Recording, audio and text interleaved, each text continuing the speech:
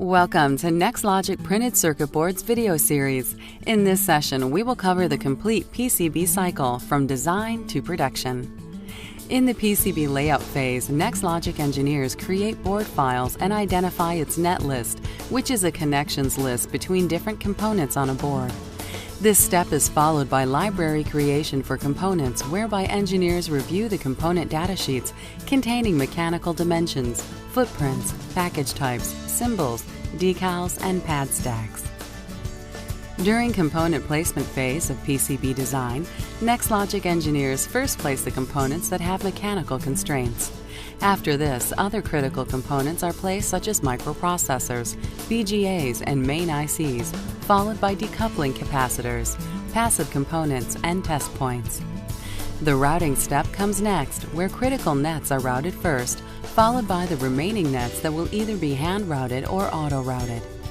After the routing is complete, the design is verified by running a design rule check and cleaning the errors. Post-processing is the final step of PCB design, which includes creation of Gerber file, drill files, fabrication and assembly drawings. Boards are then fabricated using a fabrication house of choice by NextLogic.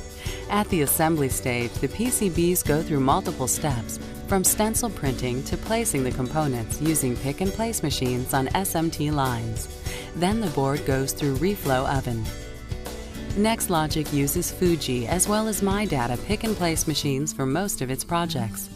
These SMT pick-and-place machines have flexible placement systems designed for high mix and low volume production. These placement machines are utilized for quick and easy programming and changeover without much downtime. The reliability of these machines and their high precision rate are important for prototype and production jobs.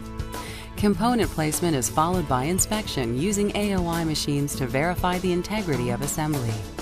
Then the board goes to final touch-up and QC. At the end of the assembly process, the board goes through a battery of tests at NextLogic.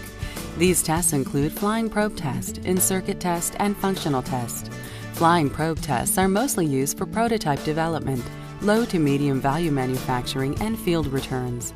It is easy to set up, conduct open short circuit checks, and wrong value of the components. It also verifies component placement and identifies missing components. However, for performing power-up testing, NextLogic uses in-circuit testing. The boards that fail at any stage of testing are then sent to rework stations at NextLogic. At those rework stations, IPC-trained test engineers and technicians debug and rework these boards so that they can be retested to pass the test.